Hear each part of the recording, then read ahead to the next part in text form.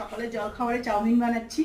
চাউমিনটা সেদ্ধ করে নিলাম, কড়াইতে তেল দিলাম, ডিমটা ভেজে নেব।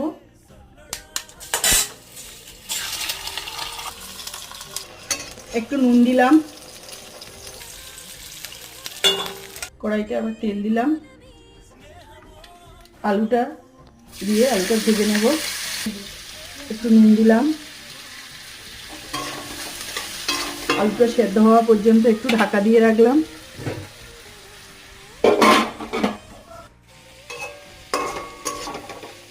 একটু হলুদ দিলাম,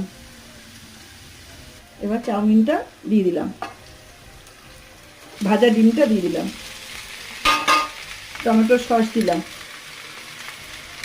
গোলমরিচের গুঁড়ো দিলাম। এবার একটু নাড়াচাড়া করে নামিয়ে দেব।